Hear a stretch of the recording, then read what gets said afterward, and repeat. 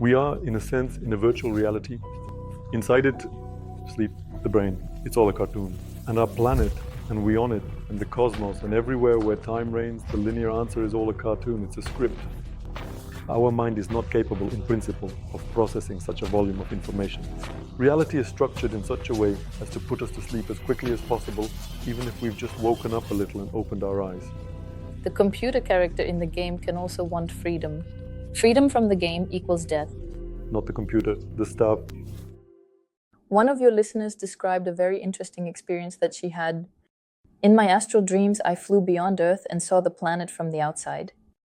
It was blue and white, beautiful. Then I looked into space. It's dark there. I bumped into something and was standing on it. I have been beyond Earth more than once, and I still can't understand why I keep getting thrown into space, into different worlds, or just into darkness with some black stone. How would you comment on that? Could it really have been an astral projection? Could it be dangerous? Well, judging by the fact that this person left a comment, it's definitely not dangerous. So we didn't read that comment. It's actually dangerous to do nothing at all because it's obvious that if you just do nothing, you'll just stay there and die. That's a fact. So the question of danger or safety shouldn't even come up. Yes, it could be an astral projection, and I also had trouble with my projections. To fly a significant distance away from Earth in a straight line. At the same time, I could teleport to some absolutely unimaginable spaces, which are hard to describe and even harder to understand where they are located at all. So, all of this is definitely possible. And I was worried, partly such experiences, how it all works actually. Well, that's a different question. Because in the practice where you manage to get close to the Bordeaux space, and the perception that appears there indicates that it's all inside. Brahma's dream, it's all a cartoon, and our planet, and us on it, and space, and everywhere where linear time reigns. It's all a cartoon. It's a script. It's exactly the space that exists beyond. There are places you can enter where there are passages. There are points on the body, outside the body, through which you can penetrate there. This is about freedom. This is about the real structure of the world. And traveling inside a cartoon, well, that's something you can only do for fun. That's why my astral projections ended a long time ago. And now I'm focused on realizing those practices, the possibilities that allow to break free from the confines of the material world. Here, a girl writes that she keeps getting thrown into space. Why does the same scenario keep repeating for her? It's mainly the inner drive of a person. What he subconsciously desires, what he consciously wants, what he strives for, what he wants to understand, and how he describes it to himself. It's exactly the process of where he wants to go. Our brain has a very interesting function when we encounter something unclear, the brain tries to substitute images that best match this unclear something. If the brain can't substitute any image, then a person just gets lost. For example, there's this funny thing, an upside-down tractor. Well, that's partially true. It's funny, partially reality. So if you show a person an upside-down tractor, they won't immediately understand what it is. He will first stand in a stupor, and only then a certain number of seconds. He will finally get a clear picture of what it is. So at first it will just be some kind of chaos in front of your eyes. And when a person strives for something unknown, their brain can visualize it. The journey through space. So when I strive for something unknown, I guess I need to go to space. It might sound something like this. And so I probably need to go through space, or initially a person says, I want to go to space. I want to see what's out there. Is realized at the moment when the division occurs. So one way or another, a person ends up in the same place. I had absolutely identical dreams where the same exact scenario played out. I had absolutely identical out-of-body experiences when I still had weak control over the process, when my will wasn't really involved. But over time, again and again, by repeating these achievements, I found more and more opportunities to move according to my desires. And still I couldn't manage to fly away from our planet, but I could teleport to some points in space that, on one hand, I didn't understand where my planet was in relation to this point in space. But at the same time, I clearly understood that this was something completely different, not about where I was used to creating myself. So teleportation exists. At the level of energy, it's a given. At the level of physics, there is information in my head reliable, as far as it can be reliable. There is information in my head about what can be to teleport your physical body to the point where your energetic body is, if certain conditions are met, so we can energetically detach from the physical body and then make a certain leap, and the physical body teleports to the drug. But all of this becomes possible, and not because there are teleporters and all that, but because we are, in a sense, in a virtual reality. And what we call physics is all the same consciousness, just locked in a certain form. Continuing on the topic, in one of your videos, you talked about out-of-body experiences. Recently, one of the listeners asked this question: can this also happen under anesthesia? What do you think? Can this happen without your will, desire, or intention, that is, accidentally? So what are anesthetics? It's a substance. I think it's no secret that various substances can have different effects on a person, impacts on a person. And accordingly, yes. And people would come to me who, while under anesthesia, found themselves hovering above their own body. And not only did they describe these events to me, but they also described them to the doctors. And the doctors just shrugged, like, you can't know that. The person described what they were doing, and he said, I don't know how to explain this to you. Someone told me. So, yes, it's like that. Yeah, it's not welcomed, it's denied, but it does exist. And like other substances, anesthesia has the ability to have such an effect without the person's will.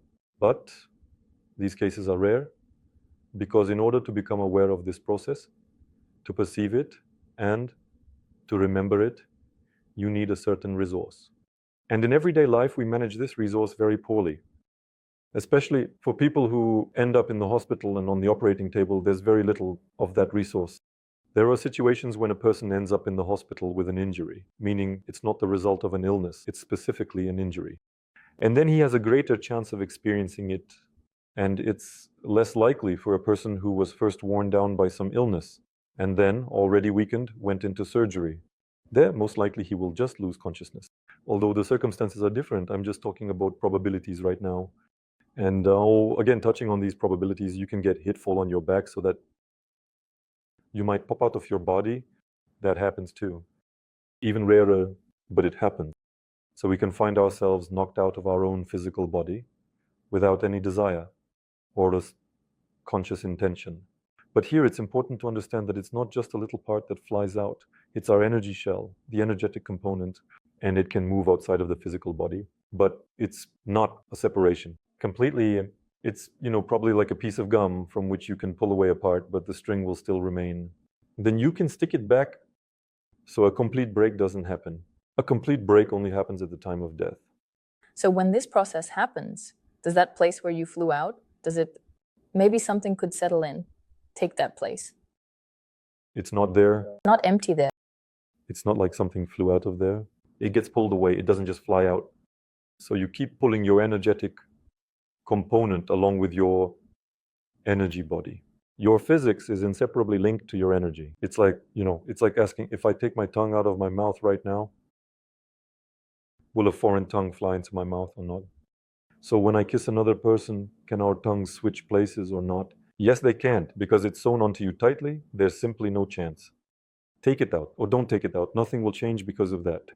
The same thing, we pull ourselves out like a tongue, a long, long tongue, but it's still a tongue. And you can't just sneak into that place, you have to break it. First, it's this connection, and this connection is only broken by death. There are variations of attachments, but these are rituals. It's a special art. It's not something that just happens, and even the effect of the ritual can still be stopped by the will of the person himself.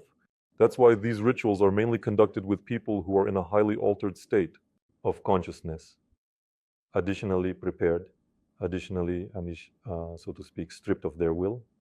So they prepare for this ritual. If during the ritual a person somehow remembers their will and says no, that's it. Even the ritual won't help. So through the ritual, a person can be stripped of their will? No, first they strip him of his will. Then they conduct the ritual, and in this way, another energy body can enter the physical body, suppressing the energy body that is already there. Roughly speaking, they'll sew on another tongue, a second one, while it's being done. It does happen, but that's not what I'm talking about and showing. I'm more about talking and showing how to live your life so that it even comes close. Here, the ghetto has come into view. Anton, what do you think? Can the human mind grasp the concept? The absolute, the source, the creator? Or will it always remain something unattainable for us in the form we are in here and now? So a comment just came in on this topic. Describe God or the absolute. Yeah, no chance. Our mind is not capable, in principle, of processing such a volume of information. When I was just starting to grasp the processes, my brain continued to record information about the awareness of the universe. That was it. That was it. It was very catastrophic for him. So he didn't have any resources to perceive what was being revealed to my vision. And after just some time, I came up with a way to work with these processes. When I just turned off my body, I turned off my brain. My body was calm. Let's say it was asleep. In reality, it was lying in a coma. At that moment, only my fragment of consciousness was perceiving all of reality without the help of physics. And then there are no problems. Everything is realized. There's enough speed, volume, computational abilities. You can say whatever you want. There are no problems there. But if you try to keep the brain active while perceiving the universe, no. The brain gets overloaded and just crashes immediately. So it's just not possible to talk about it.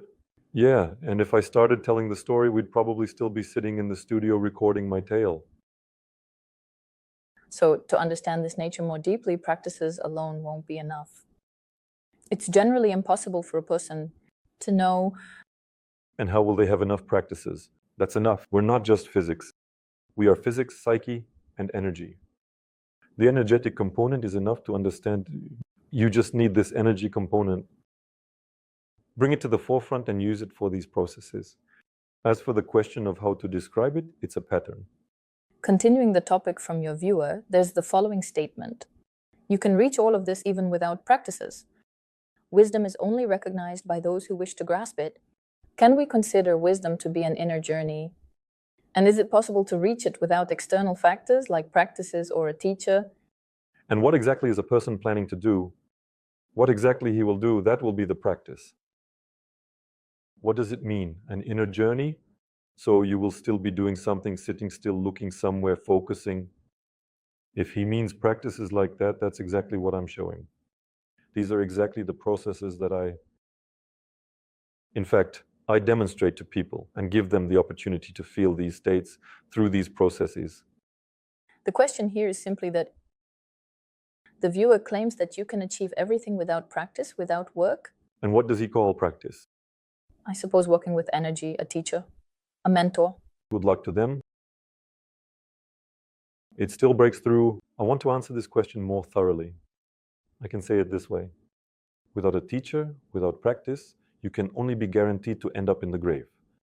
Everything else still requires some kind of participation. First of all, a source, a master, a bearer, and still some kind of labor activity. Even if it's vipassana, where you sit still for hours on end. Even if it's meditation, where you focus your attention on the object of meditation, it doesn't matter whether it's inside or outside. That's what practice is. It's just that maybe we have slightly different terminology, but still, you're either doing something or you're not doing something, but your non-doing is also a practice. So you want to go to the bathroom, but you don't go to the bathroom. You want to drink, but you don't go drink. You want to eat, but you don't let yourself eat. You want to breathe, but you don't let yourself breathe. This is practice. It's called asceticism. Guaranteed. Without practice, I say you can only end up in the grave. Continuing on the topic, there's a comment like this. I'm a beginner. I'm just starting to try meditating on my own and nothing is working. I don't see or feel anything. I don't understand what I'm doing wrong. Here I see everyone is such experts. Can you advise me on how to overcome this barrier? Or is it impossible without a master? Well, if a person says, I'm a beginner, it means that the key to success in practices is very simple, just 2 words. It's patience and endurance. Accordingly, repeating exercises and practices yields results. Everything is like in all other processes. If a person wants to build muscle, they repeat the same exercise for a year and their muscles grow. And a person wants to learn how to drive a car, he performs the same actions, pulls the same levers, presses the same ones, and the same pedals for a month, and he gets the opportunity to drive a car, no longer really thinking about where it is. His hand and foot move, repeated repetitions, repeating exercises. And this is only through endurance and patience. Well, listen, from the context of the question, I understood that the person isn't practicing what I'm showing. They're practicing something of their own. What he's practicing, how would I know? I just know the principle itself. What I'm showing you, just repeat, and you have no chance of avoiding the result. I can say this, I can recommend this. But if a person is doing something else, the principles remain the same. The only question is how effective what has been chosen is. And I can only be sure of what I personally use, what I engage in, practice, and what my life is built around. A viewer writes, Anton wants to be free. Funny. A computer character in a game can also want to be free, but it can only exist within the game as long as it's turned on. And the game engine allows its small object to operate in a protected mode of the processor. Freedom from the game equals death. How would you comment on that? It's very simple. I'm not a computer character, I'm a human. And being a human, I am a part of the original. Anyone being a human is a part of the original. If the commentator who wrote this comment doesn't realize it yet, so their position is quite understandable. Maybe, yes, it creates an impression that is also actively imposed by society, that you are a slave, that you are separate, that you are unworthy, that you have to serve, to fulfill an infinite number of rules and an infinite number of conditions. But people who allow themselves to go beyond the awareness of the brain and enter the realm of consciousness awareness are not the same. They will realize that every person is a part of the original, and it is precisely as a part of the original that we can achieve freedom. Not as a computer character, but as the user of that computer character. And if a person still makes some attempts to develop such abilities within themselves, to realize this, to see, to feel, to experience it, they will see that there is a computer character. Yes, there is, but there is also the one who plays it. The one who plays it can stop the game, take off this virtual reality headset, and gain freedom. If we can, for example, perhaps free ourselves here, can we be prisoners somewhere else? In other matters, reality is multidimensional, multifaceted. There are a bunch of dimensions. There are dimensions where there is no time. There are dimensions where there are no forms. There are a huge number of variations that can catch your attention. And what catches your attention will be the point of your realization going forward. To prevent this from happening, it's better to visit these spaces before the transition and to ensure that this isn't an uncontrolled process. There are certain practices, certain techniques for forming a self-sufficient body, an energy body. Here we have a physical body, and it is not self-sufficient. Yes, it's enough to disconnect from the parent, from the mother, but it's not enough to move in any environment and in any direction. It's the same with energy. If your energy body is not sufficient for complete independence, you will definitely get caught for some piece of the universe and you won't be free there. But if you still make an effort to make use of the knowledge that I have, and not just me, but that exists in general, and to form within yourself a body of absolute self-sufficiency, then there is the possibility to consciously move wherever you want without getting caught on anything and without falling into anything. This body in my tradition is called yantra, Sri Yantra.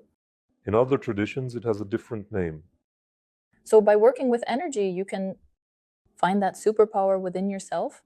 By working with energies, you can develop yourself to a level where you manage to build a structure similar to the original. And there will be a small copy initially, a tiny, tiny copy. Yes, by nature, we are all original. But there's a nuance. I have an analogy about something that's happening. It's raining. A multitude of droplets is flying.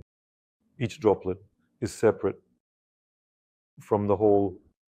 It is independent, but it has a downward movement. When this droplet reaches the surface of the water and merges with it, it will cease to exist as something separate. Sheer will disappear into the lake of similar particles.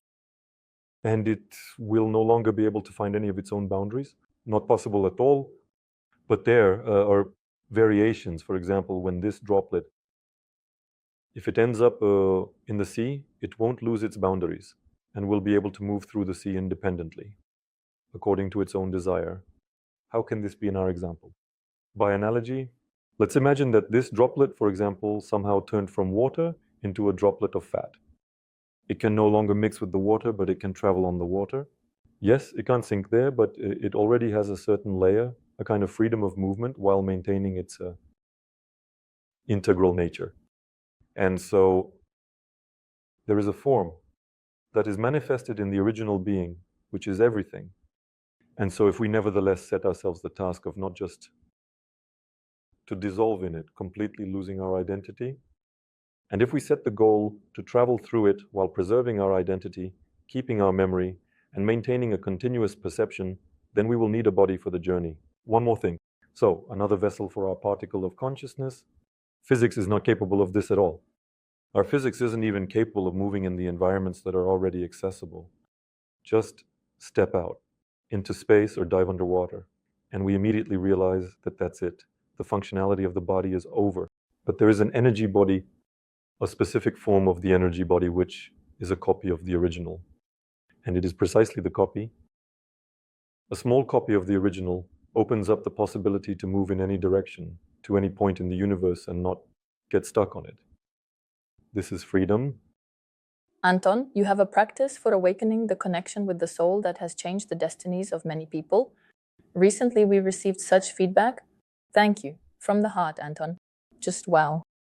Please tell me, during the transition from the third center to the fourth, it was really intense. I was able to feel the energies of movement in my palms, especially from the fourth center. I started to feel pushes in the form of vomiting spasms. A block came out from the area between the shoulder blades. I was able to relax the tightness in my neck. At the sixth center, I was coughing and had mucus from my nose. At the seventh center, everything calmed down and harmonized. I felt warmth in the area of the heart. A sense of peace has come, and all the pain in my back has released. What can such a reaction of the body indicate? About how a person has started to practice.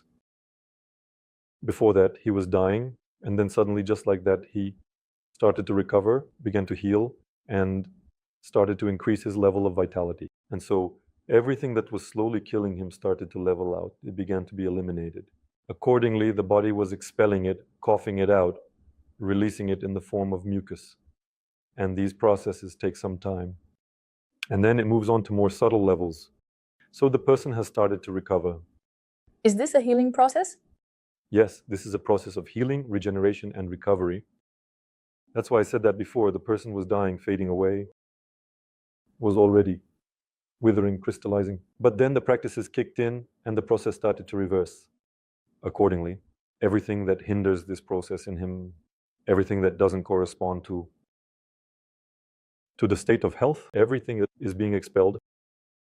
It gets coughed out, spat out, however you want to say it. It just burns away. This things that happen to many practitioners, but in most cases, they happen to practitioners who have done nothing in this direction their entire conscious life, and then suddenly woke up. And that's a good thing. As they say, better late than never. So in any case, a person can learn to heal themselves. He can not only learn, this is a function that has been working in us since the moment we were born. It has long been proven by scientists that the body we were born into almost completely renews itself at the cellular level within about 7 years. So our cells live for about up to 7 years. That's it, moving on. It dies, a new cell appears, it dies, a new cell appears. So if we consider ourselves as a kind of process of spaces, then our physical body dies many times. But as long as it is whole, as long as it is unified, everything is good. After a while, it accumulates errors, damages, disturbances, spasms, and tightness. In general, the conditions that no longer allow the body to calmly regenerate and grow back. And a person starts to age.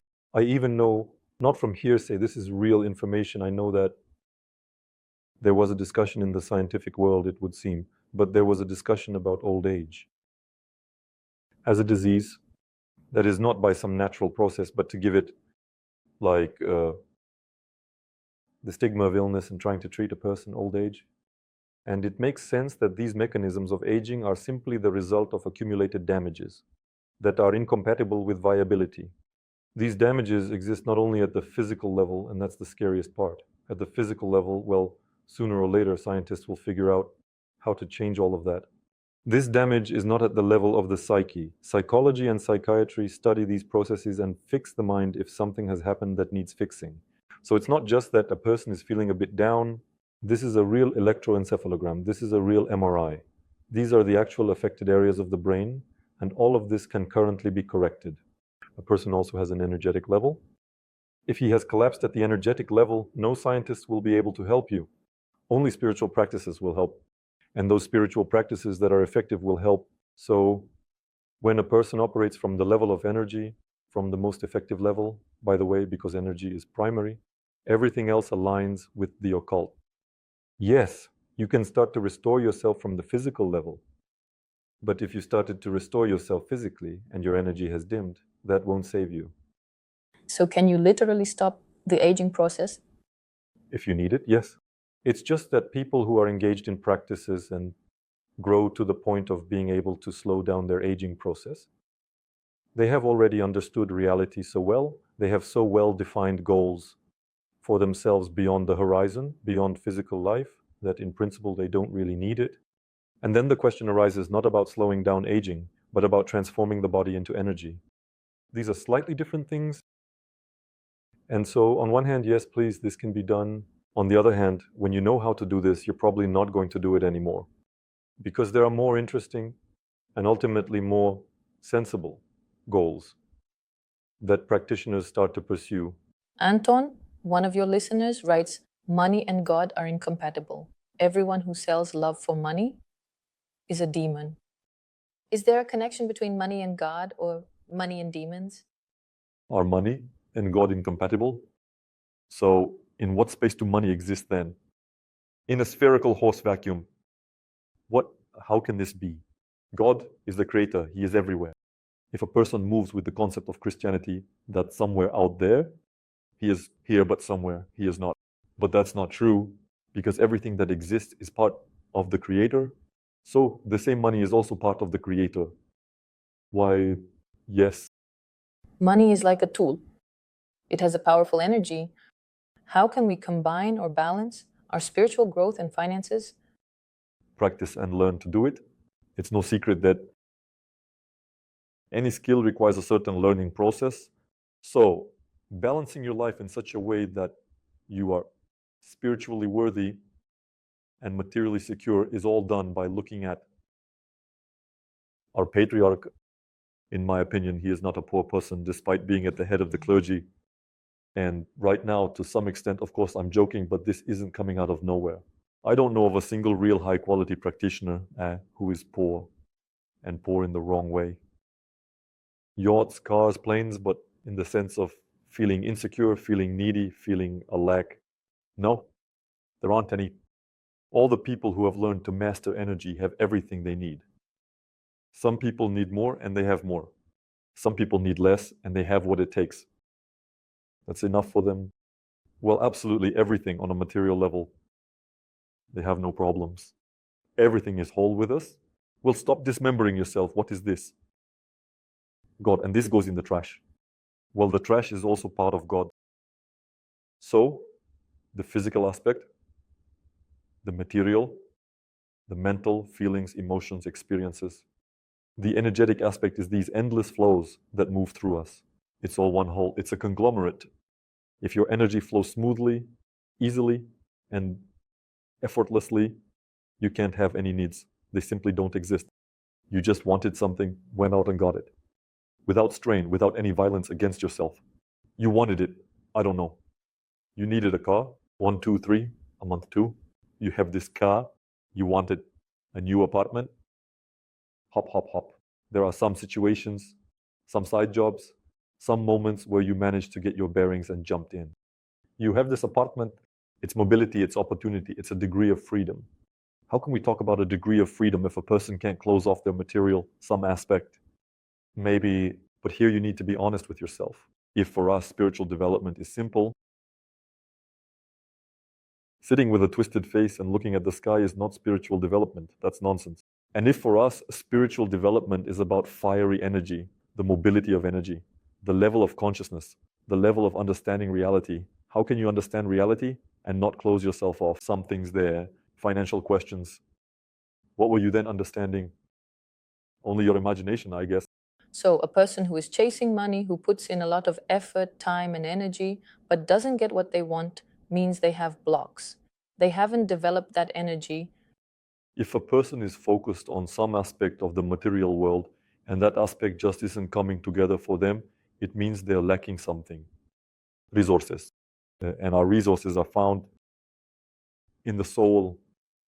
So if a person first establishes a relationship with their soul, finds that point of support, balance, harmony, and awareness, and from that state goes on to achieve successful success, they will achieve it. Because there will be no causality. To be ineffective, there will be no reasons to be unsuccessful. There will be no reasons to make mistakes because he is conscious, because he is stable. He has certain abilities, he has resources, he has something to draw from, experience, mastery, skills. He is capable. He can take some topic, learn it. He has enough resources for it. To create something through this learning, that's what it's about. So what will be in demand, and the fact that it is in demand will make him prosperous. But this all works only if the energy is flowing. If the energy isn't flowing, no matter how much he tortures himself, no matter how much he twists himself around, it won't work, nothing. He will just fall apart and destroy his physical state. He will get hooked. Physics, psychology, energy. Energy is primary. So any benefits we want on a physical level are better started from the level of energy. It's not just about drinking and faster. The viewer writes, "Good evening, Anton. You've probably gone through a powerful transformation as well. To see a gift like yours, you are extraordinary. The most important thing is that there was no fear. What do you think? Is it only through personal transformation that one can discover their natural gift?" You need to stop being yourself. Moreover, this should be done repeatedly and regularly. It's exactly about stopping being yourself. How only a person. He says, I am this way, not any other way, and that's where his development ends. As soon as a person says, this is my principle, that's where their development ends. You can't betray just your intention. You don't know his ways of achieving things. Well, if you think about it globally, you don't know when circumstances will come together or when they won't. Where it will take you, where it won't work. You can only move towards your intention without really imposing any demands on your movement. So, of course, repeatedly, I have changed. And when I, for example, watch videos from 2019, it's like a completely different Anton. I don't know that of a person. I can't say that I recognize him, so to speak. No, I don't recognize him anymore. And this happens almost permanently. For those people who are transforming, who are developing, and this isn't even just about spiritual development, it's about any kind of development. A person came in, I don't know, to work at McDonald's. He worked there for a year. He first became the director of McDonald's and then the regional director. I guarantee that everyone around will say he has changed so much that you can't even approach him now. Any person who makes their way from some initial stage to a high-ranking official is a completely different person. If you're trying to remind him of something from childhood, he's like, yeah, that happened. That's a different person, and that's the truth. And so if people cling to their identity, if they cling to their principles, they won't develop. And if people are ready to change, ready to let go of what was important to them just yesterday, ready to find a new value system, and then to understand that sooner or later, you'll throw it in the trash anyway, because you'll learn more, because you'll gain more knowledge, because your degree of freedom will change. You learned, for example, how to assert your rights in your own neighborhood, and then you found yourself in another country where the rules are completely different. You learned to follow the laws of your own country, and then you found yourself in the territory of another state. There are completely different laws. You have to change if you're moving, if you're developing. There are simply no other options. So, of course, I've gone through multiple transformations, and I still have more to do. I still need to find much better words to describe what I'm talking about. I still need to see things in a much more comprehensive, holistic, large-scale, and meaningful way regarding the spaces I aspire to enter. The accents that I emphasize in my stories, at some point I will stop emphasizing I will start talking about completely different spheres and facets of our existence. And perhaps those people who understand me very well right now, in a couple of years, will completely stop understanding me. Can we preserve our identity, our ego, and at the same time attain freedom? Or is it impossible? We can make it so multifaceted that the memory of your journey will remain within you. We have to grow it to such a level that she could step forward along with all the other parts of us to freedom. It doesn't form in a second. It's a way of life. I can't afford to live in a way that doesn't align with what I'm talking about. It's just impossible. Here are all the practices, all the concepts, all the patterns that I talk about. This is all my life. Ooh, I don't have another life. So my personality, every time another facet of reality is found, another position in the universe emerges, my personality gains the ability to interact with and orient itself towards that position. So my personality is evolving, and of course, as I am right now, I won't step into freedom. I'm not there yet, but growing up doesn't mean giving up your ego. The ego simply becomes, there's a word for it, worthy of freedom, and it's very multifaceted. The ego is very substantial. The ego is the ego that has absorbed even the slightest nuances of what is manifested. And such an ego, yes, can attain freedom. It doesn't need to be discarded at all.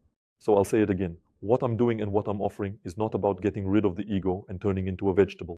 It's about developing your ego to the point where it matches and is worthy of freedom. There's also another comment from this girl.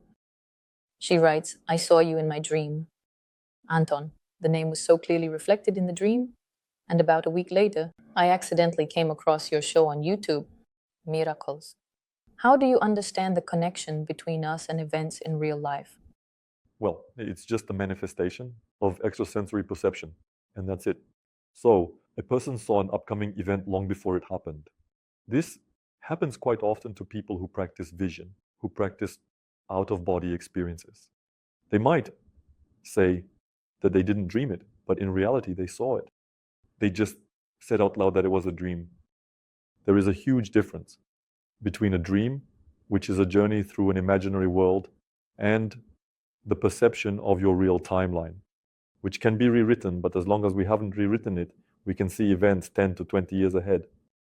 And if a person is developing as a practitioner, it doesn't make any sense for them because their level of rewriting these events is so high that it's completely pointless to look at what will happen. In 20 years, he will rewrite it, but just for a week ahead, maybe a couple of days ahead. Or when you're standing at a multifaceted choice. So, for example, I've grown to some extent a certain crossroads in my life. I don't even need to fall asleep. I don't need to enter a dream state to observe where one path leads and put what events will happen there. Events and where the other path leads. What events will happen there? And just consciously say, well, I'll go that way. It seems kind of cool. Or to say, no, I'm going this way. It's a bit calmer here. This will be my choice, a conscious choice. And so this scenario is written out. I'm moving along it. If I get tired of moving along this scenario, I'll write another one. It will always be a conscious process. But this happens to a person who has at least some level of mastery over energy. As long as a person spontaneously finds themselves in these situations, well, yes, these are some one-time or two-time events in a lifetime, but they do exist because the nature of all people is the same. And all people can do this one way or another. It's just they experienced it once in their life and then remember it for the rest of their day. They remember this, and some people practice it, refine it to the point where it's as easy as snapping your fingers. Just write yourself a new scenario, look ahead a few days to see what will happen, what lies ahead. And there's another category of people who simply set a goal for themselves, what they need. And with complete trust in reality, they move towards this goal, not worrying at all about what will happen there. So can we say that sleep is not an illusion? Our perception mind, subconscious, is a kind of different reality. Sleep is just a word. Sometimes this word is used to refer to an illusion, a real illusion. And sometimes this word is used to refer to a true experience of reality. Now, it can be both ways, What do you think about lucid dreaming? Lucid dreaming is when you can create your own dream. I've remembered many times in my dreams that I'm sleeping. Like, whoa, wait a minute, I'm dreaming. And that's it. I am the god and king of my dream. I grow whatever I want. I do whatever I want. No one can do anything to me. And then I just woke up. Here I am, a created dream. And now, When I get to bed, I close my eyes. And when I open them, it's already morning. I fully dedicate myself to the processes that are most important to me right now. And believe me, these are not dreams. one of your listeners writes, everything is God's will. What do you think about this? Is there a line between predestination and true freedom? There is, of course, a line. And that's absolutely right. Everything is God's will. The question is just who He is in all of this. If it's predestination, then so be it. But what if he strives to realize himself? After all, initially, sooner or later, he will realize. For example, I also stumbled over this predestination at first because my experience showed that yes, everything is predetermined. And then everything was lost. Meaning, then at some point, I suddenly realized that it is indeed predetermined. But I am the one who determines. And this has already opened up completely different possibilities. And then after some time, I thought, wait, if I determine, then who am I? And it turns out I am a part of the original, and that also has its place. And again, returning to the question, who are you in all of this? Who has already been predetermined, or who allowed themselves to be? At least with free will, you can write your own script. But can something perhaps express free will through us? But what can express free will through us if there is only one being? This is the original, the primary cause of everything. His will is manifested. It's just that we, being his parts, are so limited in our perception that we can't realize or remember this. But being a part of him, we can take actions and deeds that will bring us back this memory and perception. There's a comment like this. Listen, there are so many people now who are proclaiming what awaits us. There are already hundreds of thousands of them. Who to believe? After all, everyone speaks differently. They talk about 3 days of darkness, staying indoors and not even looking out the windows. No one knows anything for sure. They are just expressing their assumptions. How would you respond to this reasoning? How can we determine which knowledge we can truly trust? And how can we distinguish true knowledge from false? You can trust yourself, your experience, to be more precise. Everything else can either be trusted or doubted. This is the safest, simplest, and most understandable path for our brain. If you have believed in something, you're standing still, you've already stopped. Why do anything if you've already believed everything? Everything is done. A little bit counterintuitive, but it works for him. Please tell me, what do you think about the practices of 3 days of darkness? You and Vipassana, could this be a method of awakening?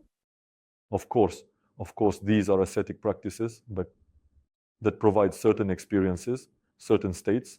For some, they allow for a broader vision, while for others, it depends on the person themselves. But definitely such practices allow a person to at least wake up a little from limitations of their perception. These practices can be much harsher, for example, the absence of food, the absence of water, and a combination of all of this. Breath holding, like practically as a training, all of this exists. It is applied in various traditions in one way or another. The thing is, when you move with such methods, it's incredibly difficult to stay in those states. Yeah, you don't just fly out of the air with both feet, then while you're admiring all of this. Suddenly, you find yourself already moving. If it's Vipassana, you're already running around, jumping for joy.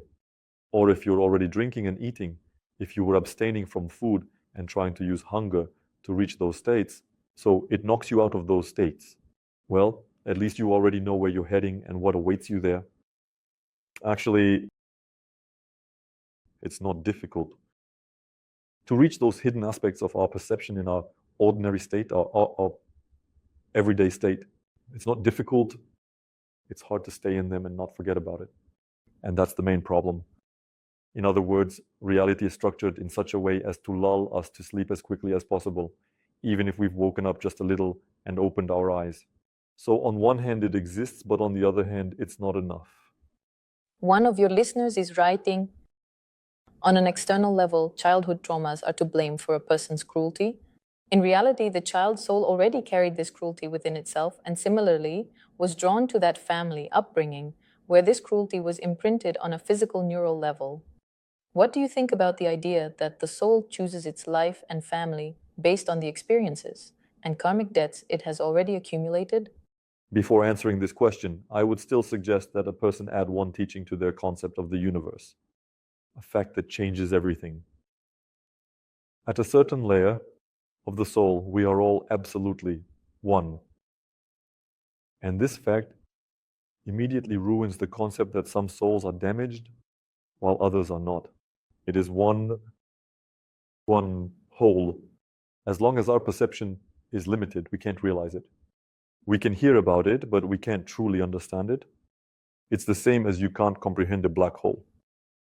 You can listen about her, you can read all sorts of different books, guesses, theories, but you can't comprehend what a black hole is, infinity, what infinity is. And the same goes for the soul. You either fully realize yourself as whole, and then suddenly it turns out that the soul doesn't actually descend anywhere or manifest anywhere. But some parts of it do, yes. Parts, but not the soul. And secondly, that is indeed a part of this soul. And this soul is a part, God, and God is a part of all that is created.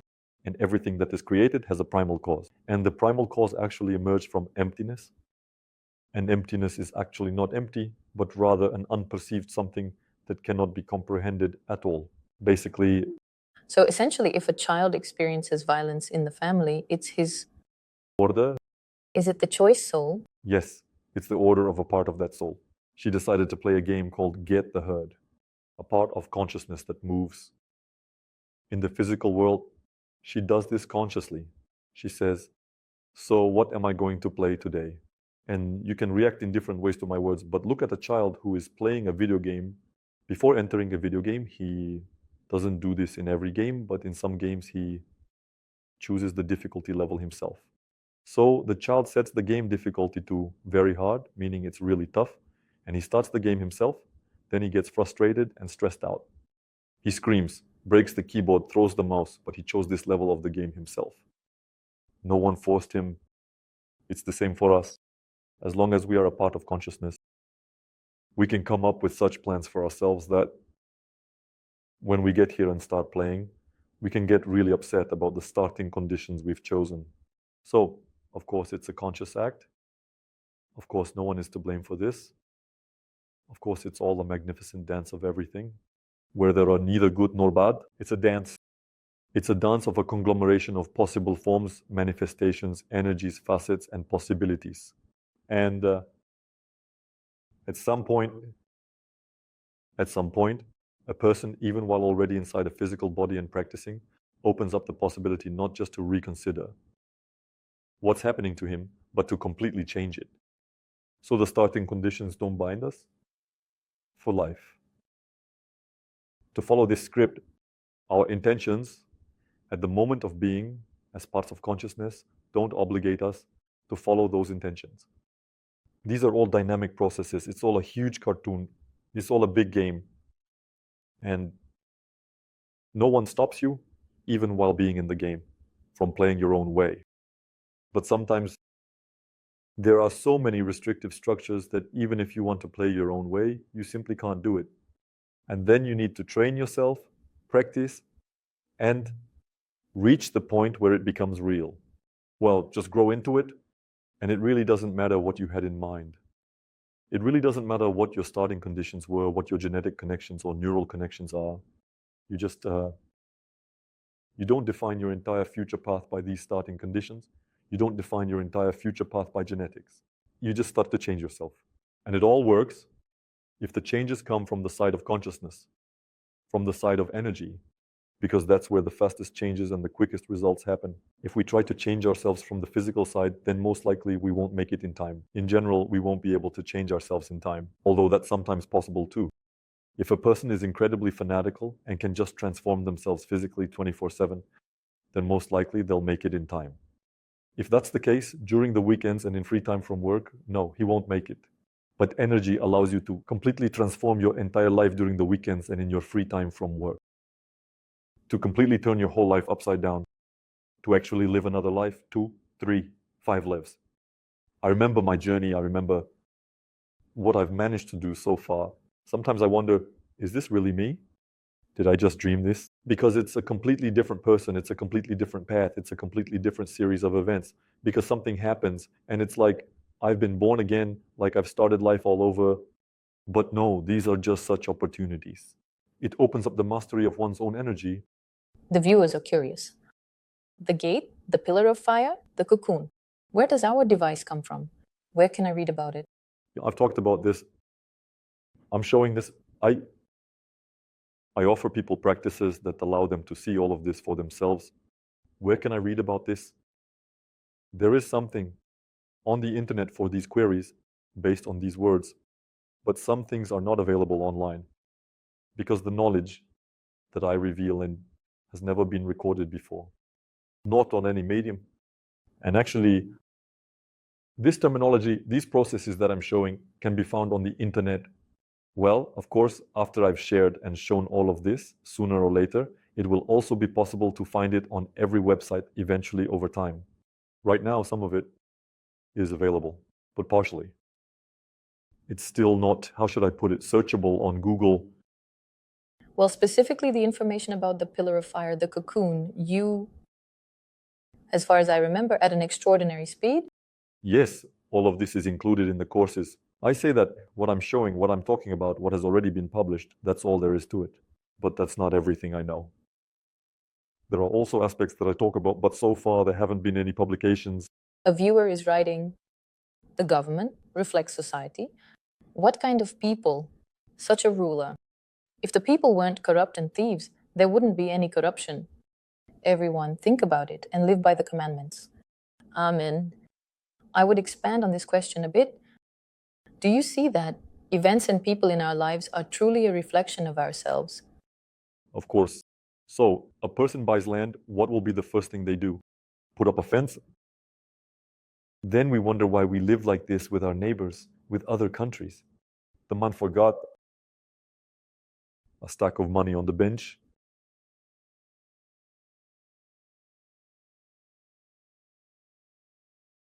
Although by law, he isn't allowed to touch it.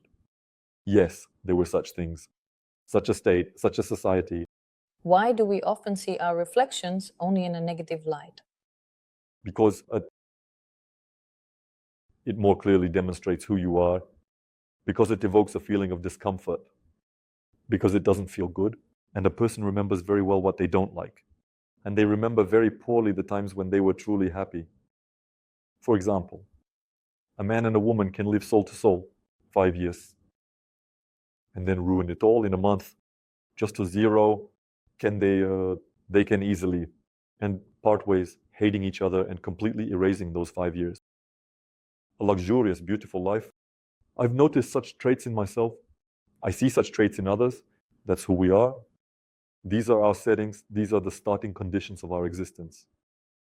Follow the commandments. Well, these commandments are well known. Who follows them? It's like asking what I should do to avoid suffering. Oh, I'm just happy. Oh, well, okay, I thought they were lucky. And he went, no, it doesn't work that way. And follow the commandments. You need to understand these commandments before you can follow them. The brain can't process information when you're doing the same thing over and over, and the results are different. How can the brain process this? You see what you did and what your neighbor did. Your neighbor got a lot, but you got hit on the head. But you did the same thing. You stole, got a sentence. Your neighbor stole, got a new house. How does this work? And this is the level of the commandments, or karma, or something like that, or this or that, or yeah, no, you just need to rise above, to rise to that level where it becomes obvious. And so, when a person learns to feel, see, and perceive energy, they start to look at what's happening. And suddenly it turns out that on a physical level, two people are doing the same thing. But on an energetic level, it's a whole different universe. And so, when a person is able to see this, they don't even need to know these commandments because they can perceive it. It's the same thing. I want to run, for example, through the forest with my eyes closed. I can memorize every tree, what it looks like, what its shape is, what its size is, what its geometry is, without ever seeing that tree. I'll still run into some fir tree if I run through the forest. And I can just take the blindfold off and I won't have any more questions because everything is obvious. It's the same if a person clings to the commandments. That's it. That's a losing option. Only for the ability to see, to be aware, to perceive, to feel. That's the only way. So you feel the energy, you take action, and your energy starts to fade, to spasm, to tighten up. This action will lead you to the grave. That's it. Even if everyone around you says, you're doing great, you're a hero, come on, keep going, and we'll watch and say, and even give you a medal, just keep doing it. You look at your energy and it just goes completely stiff. You say, no, no, no, I'm no longer a hero. That's it. Thank you, everyone. Goodbye. Or they tell you, what are you talking about? You're a fool. It won't work for you. Yeah, that's just impossible. And you feel that you're igniting, you're burning, your energy is flowing. You say, no, no, no, I think I'll do it. And you do it. Then you become the second Elon Musk. Who remembers those moments when he was just starting to express his intention to build a spaceship? And he had a conversation with an astronaut. The astronaut says, what are you talking about, man? What commercial organization can build a spaceship? Only the government does that. He had tears in his eyes. These clips are available on the internet. But that didn't break him. He said, yeah, no, I did it. And he did it. Yeah, for now it's still exploding. And there are mannequins flying around, but he did it. And so when a person discovers the possibility to see the movement of energy, not just the movement of physics, not just the movement of thought, but also the movement of energy, that's when he doesn't need all these endless dogmas, commandments, and written descriptions. He just sees how this world works. And then, seeing this, he can move wherever he wants, without getting hit on the head for it, just moving with enjoyment. But if a person still clings to the jinyan, to the text, for the word, he won't go anywhere. There was a comment under one of your videos. Right now, I just experienced a negative emotion simultaneously with you. I managed to catch and transmute the flow of aggression. In one of the interviews, you mentioned that gloom, resentment, hatred, and similar states that a person can experience are a result of the tendency to close off the heart. What happens if we don't experience or suppress our emotions? We can't always express them fully. If you hold back emotions, nothing good will come of it. It's like when you need to use the restroom, but you hold yourself back because it smells bad. Yeah, no, you need to go to the restroom. You just need to look for those opportunities and make them happen. All of this is to ensure that your energy doesn't fade or get tense. But if it does fade and get tense, you need to have the skill to reignite and restore it. This has always amazed me. When we talk about the government, and the government starts crafting yet another law that once again prohibits something, everyone is unhappy. There they go again, prohibiting something. They should just mind their own business. Just look at yourself, how you're living. Oh, let me just forbid myself. Right now, experience the emotion. So what? Well, then you'll end up in depression. Because it has to come out of you somehow. It's already formed within you. That won't work. But look for the most favorable conditions. The most favorable ones. There are certain actions and deeds that can help release emotions and not harm your energy. That's what we can do. And so when a person is initially in a very tense state and starts this search, taking everything into account, they won't immediately become a saint. He slowly, it's a tense state. It will relax, and then tighten. And what drove him absolutely crazy yesterday, today is like this. What nonsense! He becomes lighter, more agile, calmer, and more stable. If he does this day in and day out, week after week, structuring himself in a way that his energy doesn't get blocked, but for that, you need to feel it. And for that, there are exercises. These exercises, among others, I have them, I demonstrate them, I use them myself. That's how I live. And so when a person begins, find this point of balance. In relation to your aspirations, your skills, your capabilities, and your still problematic reactions, balance, it develops. And if someone thinks, I'm going to forbid everything and become a saint, well, you won't become a saint. Otherwise, everyone would have become saints a long time ago. Just forbid yourself. That's the simplest thing you can come up with. Because of the inability to experience emotions, Can a person get sick? Of course. But the problem isn't with the emotions, it's that he can't neutralize the consequences of them. Just because a person has experienced some emotion, it doesn't mean that a problem has started right now. No. This means that the problem started long before he lost his temper. Everything starts with rejection. Everything starts with aversion. Everything starts with being right. Being right breeds judgment. Judgment, the desire to destroy, the desire to push away, the desire to isolate. What are we isolating ourselves from? From ourselves, but we just don't realize it yet. Are we really capable of not experiencing negative emotions, of not feeling them? Negative emotions, I say again, are consequences. At first, I decided that I was right. If I'm right, then someone else is wrong. If someone is wrong, then they need to be either convinced otherwise or destroyed. That's it. If he's stronger than me, I'll start to get nervous, fidgety, and down because he's stronger than me. If he's weaker than me, I'll judge him, bring him down, be aggressive, and destroy him because he's weaker than me. And then these emotions come up like, I'm angry, I hate. Everything is bad, I've been beaten down, I'm feeling down, I'm in a depression.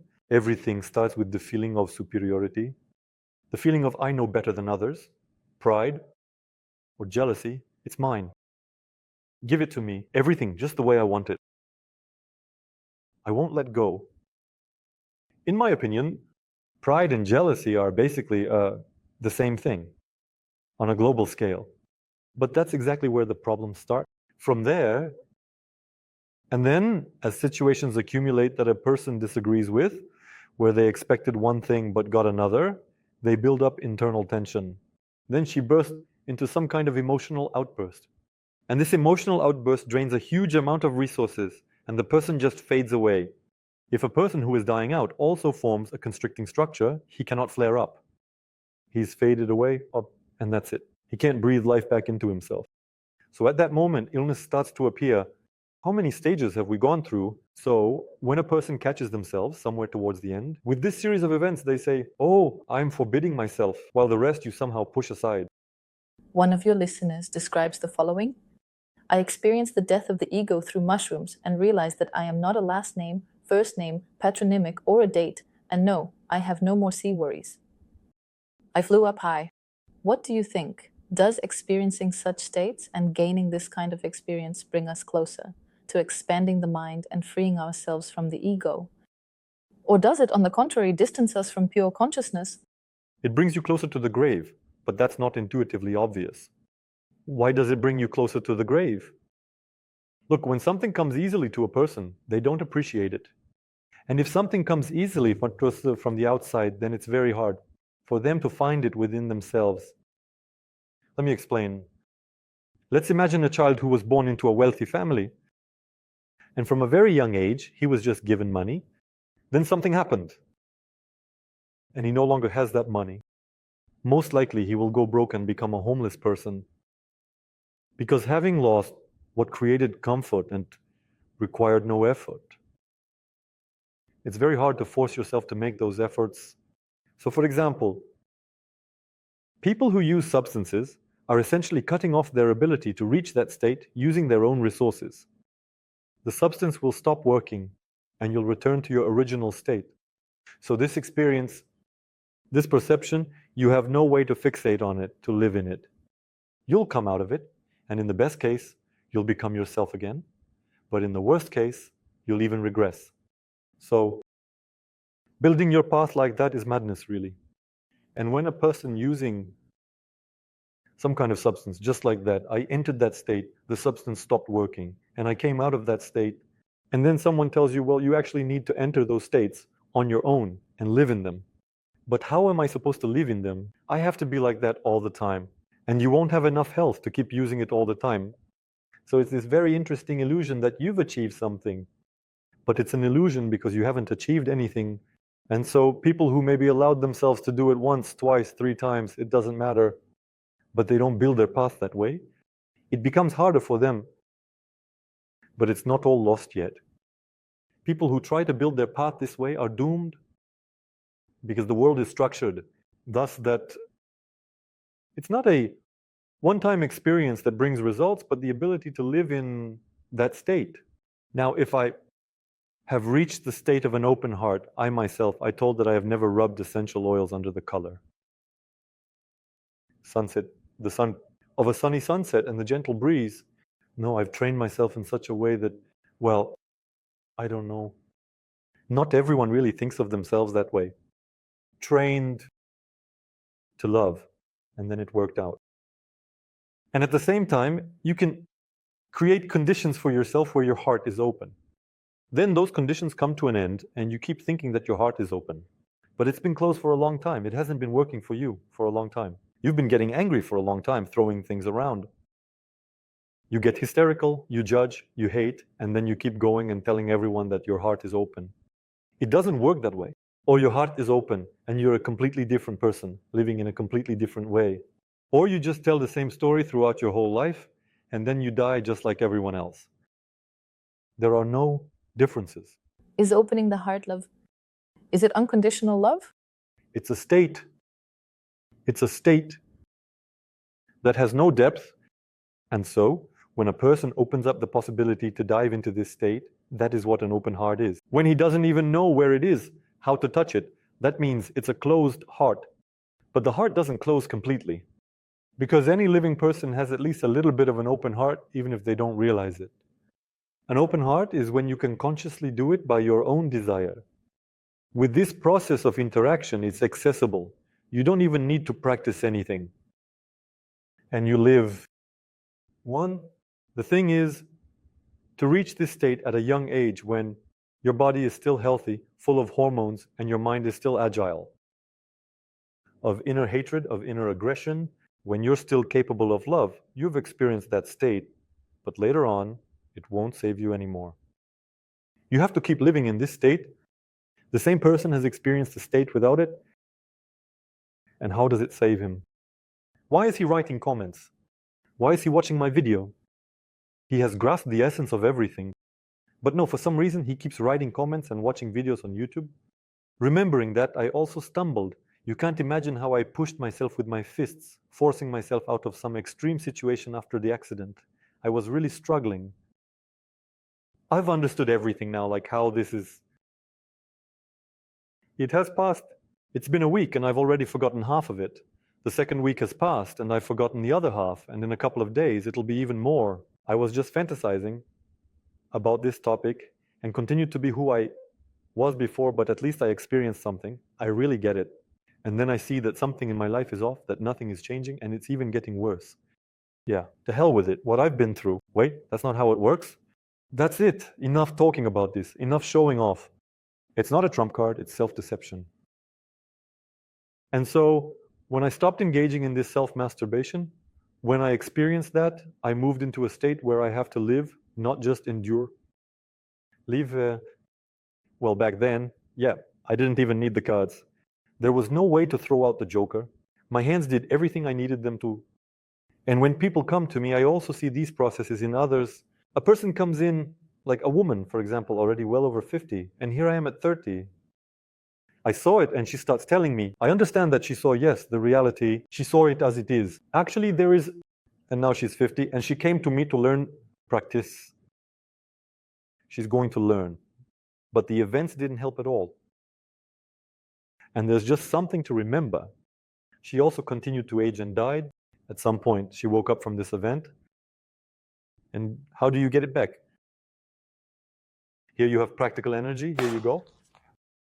Extreme speed, here you have the club practice. We will bring it back, but it's not about bringing it back just to experience it again. It's so that it all stays at your fingertips all the time.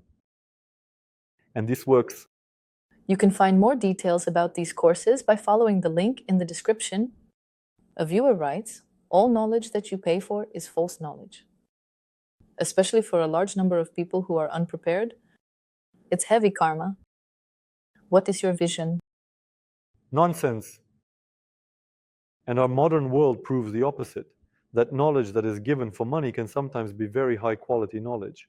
Yes, you can get knowledge for free, but they'll still charge you in some other way. For example, if you are driving in a serious university, You pay for it. And if you're not paying for it, let's say your employer is paying for you, you sign a contract that after completing the training, you'll work for a certain amount of time. Well, that means you're paying.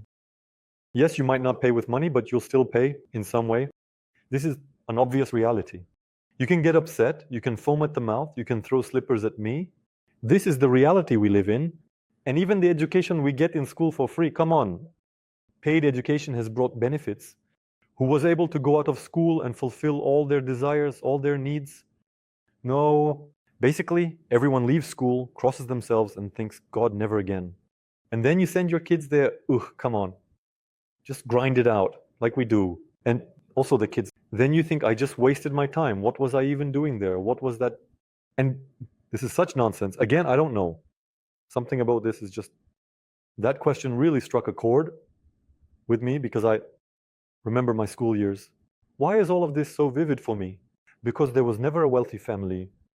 Because when the union collapsed, when all of that ended, that statehood, you had to survive. And survive for what? You survive for money. If you have money, you go and buy the product. If you don't have any, you don't buy the product. No one is just going to give you that anymore. And so you come to school, right? And they tell you about your homework. And you work. You do these exercises, and when you come to work and say, guys, hire me part-time, I don't know, to hand out flyers, they say, but you're not allowed to work. You can't work. You're too young. That's good. There was a situation there where no one followed these rules, and yet it was possible to find a part-time job, find some money. That's the word. We pay for everything, right? We don't always pay with money. When we pay without money, it's usually even more expensive. But we pay for everything. At the same time, every person has the opportunity to find all the knowledge they need within themselves. There is such an opportunity. It's the same as any athlete having the chance to win the world championship without paying for the club where they train, without paying for a coach, without paying the fees. There is such an opportunity. How many world champions do we have? Absolutely.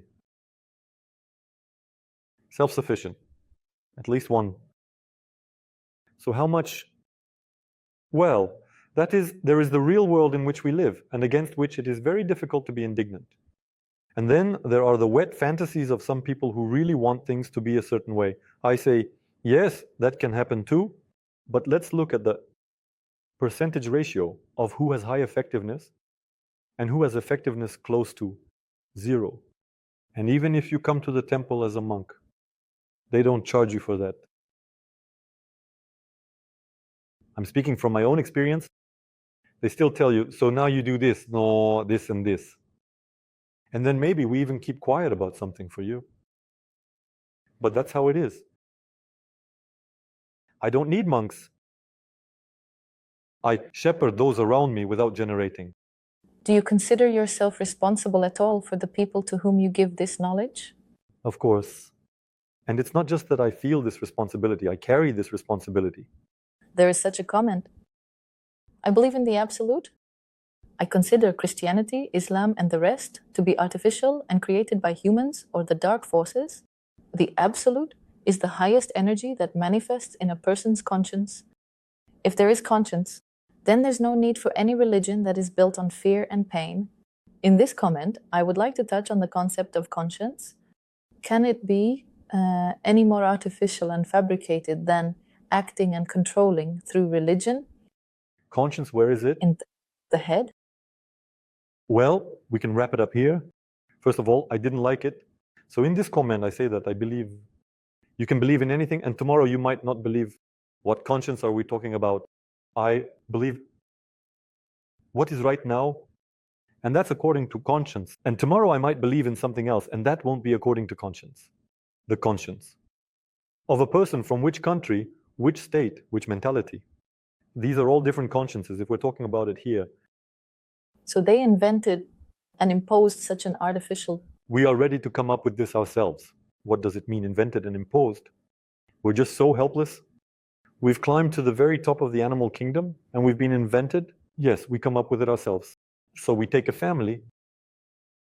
It's a man, a woman, a child. Yeah, and don't even feed him. Just let him boss around with that little man. give him rules that will make him howl from those rules. We do this to ourselves. No one even needs to be called on this bench. Conscience is a relative, fluid mechanism. For one person, conscience means one thing, for another, it means something else. In one society, according to conscience, it's to kill. In another society, according to conscience, it's to forgive. And there's a completely different mechanism. This is the heart. This is unconditional love. Try to kill someone in a state of unconditional love, and try to forgive someone in a state of unconditional love. I guarantee you that in a state of unconditional love, you won't even have anyone to forgive because you won't hold a grudge against anyone. That's impossible. So, if we're talking about something fundamental, something that really works, then it's not here. It's here. And when it's here, then all of reality is with you. And when you're here, it's just you and your allies, other people who think the same way. And that's it. A viewer writes, I'm just an ordinary person.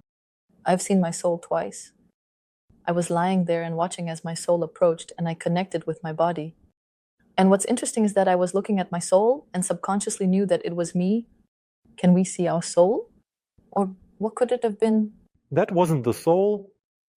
And that's actually why the person who wrote this comment immediately self-identified. So I'm just an ordinary person. We can see ourselves approaching, with whom we connect. I described these processes in the first course of Practical Energy. These are duplicates that we create ourselves somewhere at an early age in order to learn this reality faster.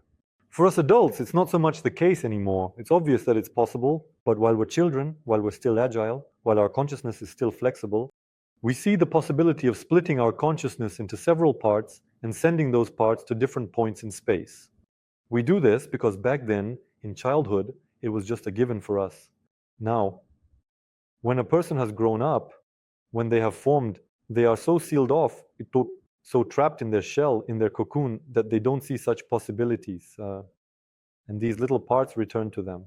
And very often it happens that they return and can't interact with him, both understands, with that part of the consciousness that remained in the physical. And sometimes they can interact. Here, a person describes an absolutely real situation when you see something approaching you. This something gets identified. Oh, that's me. And that's me, you let it in.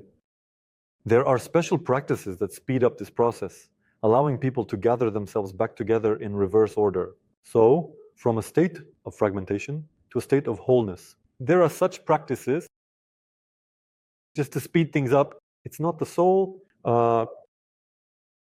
Is spirit and soul the same thing? We can play with these words for a long time and very persistently. I prefer to use these words in different contexts. So I have spirit and soul are different processes, but if for someone it is one and the same, they give birth to a generation. It's just that if I keep jumping the meaning of the word, the semantic load of the word, then I myself will get confused. Everyone will confuse the continuation of the topic. There is the following question, Anton. I can't understand one thing. As a rule, an ordinary person loses their identity after physical death, but how does this manifest on the level of subtle bodies? Which of them disintegrate? If we don't get too caught up in the details, and remember that we actually have a lot of different layers, we can broadly divide a person into three components. This is his material body, physical flesh, the meat, a piece of meat. This is his energy body. It's all that which is initially hidden from perception but can be perceived. That's all the energy, the field, the aura, everything can go there. That's all the energy, everything is there. And this third component, is consciousness. It's a piece of the original, it's the spark of God that ignites in all of this. So, roughly speaking, you can divide yourself like this. First, the physical body dies, losing its ability to move and be aware. Then the energy body dies and falls apart, just dissolving. And along with this, memory, identity, and everything that was accumulated during life also dies. And only pure consciousness remains, just as perception. And at this pure consciousness, a moment of impulse occurs. What happens next? When everything has fallen away from it, when everything has peeled off, what happens next? And whatever impulse it produces, that's what will happen next. In most cases, this impulse is to contract. And at this point, the journey of this little piece comes to an end. It enters a certain part of the universe where it simply awaits or the great dissolution. So the end of everything. But if this impulse goes there, then the next realization happens right away, somewhere else, in other bodies, in other forms. Anything can be there. People who know about this, who are aware of it, they prepare in advance for this event. So that, God forbid, when you become a pure spark of God, you don't end up generating some nonsense. And give the impulse that will move you to where you truly want to go. How to prepare for this? Practice, practice, and practice. Not just yesterday, not the day before, but your whole life. Just practice. Do the practices that allow you not only to enter these states and experience them, but also to prepare for yourself the furthest dislocation where you are moving. Some practices, I've already shown it. At the same time, I fully understand that there are other traditions with different practices. I still have some practices to show. But one way or another, I live in such a mode, I live with a request to generate an impulse called freedom, so that I have everything for success in this matter. But I didn't start doing this yesterday, and I've been doing it my whole life. Can you lose your identity and yet not be free? You will 100% lose your identity if you don't free yourself. You are a person who is born. What does he remember about his previous self? Nothing. Yes, there are some unique situations, yes. But for the most part, in the math, nothing. So most likely, you 100% lose your identity. But that's not the worst part. The scariest thing is that your little piece can completely stop traveling. It can just spasm into a crystal and sink to the very bottom. Our universe, if we draw such an analogy, there's a stove with firewood, and part of that firewood turns to ash and simply falls into the ash box. Yes, part of it flies up the chimney, somewhere into the beyond above the roof of the house, but some of it still falls away as ash, and we have the same thing. So, in order not to become that grain of ash, to continue your journey, in today's age of Kali, it's only possible through practices. Just because you were born here, no, you don't have that. But there's always a miracle to count on, which is kind of like counting on winning the lottery. Jackpot. You might win or you might not. It's up to each person. He determines for himself. I believe in it. Anton, you have a lot of grateful comments, but there's also this one. And what's the point of selling courses on this topic? After all, this experience, Muna, of awakening, enlightenment, happens on its own. When a person is ready, you can't learn it. Being in the presence of a true master can speed things up, not someone who just pushes their courses. But that's just my personal opinion. But for me, there's an important indicator. If a person talks about such topics but is trying to make money from it, it means they haven't played enough and haven't awakened from their sleep. But how can you lead people into that bright future when you don't know anything about it yourself? How would you respond to that? I'm not leading anyone into a bright future, basically. I'm realizing my intention. My intention is freedom. It's not a bright future. I'm not leading anyone to freedom. There are people who walk alongside me because they want the same thing, but I'm not dragging anyone by the hand.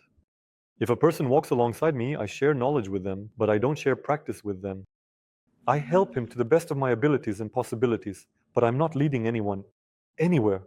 That's the first thing I can say about this, and the second thing I can say about it. Besides me, there are people working with me, and these people work for a salary, which I need to somehow pay them. Before that, I was making money with electronics. I used to assemble equipment, devices, sold those devices and got paid for it. Right now, I don't have the slightest opportunity to make these devices. I'm fully immersed in the process of creating courses, conducting classes, recording new information, holding open meetings that don't require any payment, and recording this video. How much did a person pay to watch this video? Not at all. And how much do I have to pay people for this video to be made? There's one camera here. More than I earn in a month. How else? That's the world we live in.